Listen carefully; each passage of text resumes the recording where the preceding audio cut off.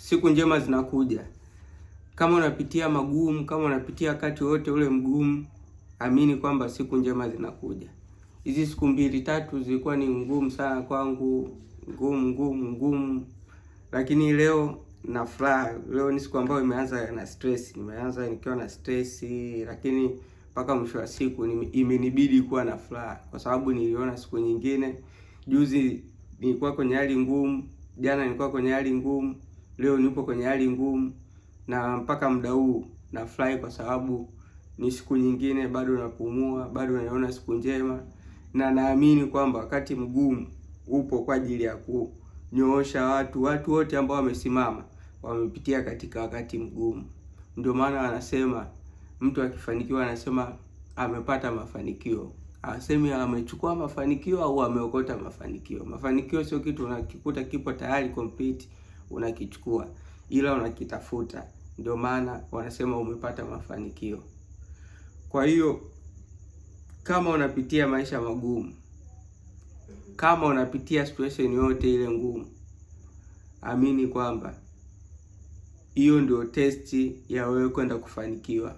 Pata furaha, face hiyo challenge, ujue kabisa kwamba ndio kipindi cha mafanikio kinakaribia. Kuna movie moja inaitwa G.I. Jane ya mdada mmoja Marekani ambaye yeye alikuwa anataka kuwa mwanajeshi. Ndio alikuwa mwanajeshi wa kwanza Marekani. Yeye alipitia wakati mgumu sana. Walimkataa kwanza, lakini kwa sababu kuna mtu alikuwa anagombania urais, nilikuwa ni mwanamke. Alipoona njia yeye anagombania kuwa mwanajeshi, akaamua kumtumia kwenye masuala ya kisiasa. Akasema ngoja tumpitishe ili tuoneshe tunawapa nguvu wanawake. Ila ndani yake alikuwa hapendi. Alikuwa anasema kabisa kwamba siwezi nikaacha nikiona watoto wangu wa kike, wajukuu wangu wa kike wakija kupambana, kuumia na kufa kwa sababu ya vita. Mwanamke anatakiwa awe ndani tu, awe mke, aolewe, aweze kusave mambo mengine, hawezi akapambania nchi. Lakini Jane alipambana akaenda jeshini, na yule alikuwa anagombea urais mama, yani alikuwa ni governor, alimpitisha kwa sababu alikuwa anajua hatotoboa kwenye Hell Week. Kule jeshini kuna kitu kinaitwa Hell Week. Yaani hiyo Hell Week kuna mazoezi magumu, training ngumu kwa hii kutokea.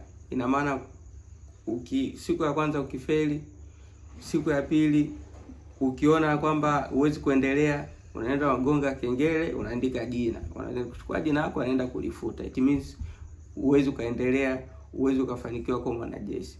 Lakini Jane alipambana kwenye wiki ya Hell Week. Alipambana siku ya kwanza, siku ya pili, siku ya tatu wakaona mbona kama vile anaenda kutoboa, kiasi kwamba yule mkuu aliyokuwa kwenye kitengo, kwenye kundi lake, alikuwa mkuu wa kitengo, akawa usiku kwenye kuscroll ile kwenye chini ya senyenge, akawa anapiga risasi karibu yake, anamimina risasi ili aweze kufanyaje, zimchanganye, aweze kupanic, yani awe confused, akaandike jina, agonge kengele, ila hakufanya vile. Akafanikiwa, akawa mwanajeshi, na alifanikiwa kumuokoa yule kiongozi wa kundi lake. Kwa hiyo jamani, ukiona mambo magumu yanakuja njiani kwako, huo ndio mtihani wa kupita ili uweze kupata mafanikio. Mafanikio tunayatafuta, hatuyakoti. Tunayapata, hatuyachukui. Kwa hiyo jamani, ni kumuomba tu Mungu, tuendelee kumuomba Mungu as long as tunapumua. Mambo ni magumu, kuna wakati ni mgumu, wakati mgumu kupindukia. Lakini tusipokata tamaa kwenye hizo nyakati, ndio tunaelekea kuyaona mafanikio, na tukipata mafanikio yatakuwa ni mafanikio ya kweli kwa sababu tuliyatafuta na tukaona uchungu wa kuyatafuta. Dakika 3 zangu zimeisha na zimepitiliza, lakini sikutaka dakika 3 iwe limit. I'm out. Nimesikiliza dakika 3. Kwamba umezisikiliza vizuri.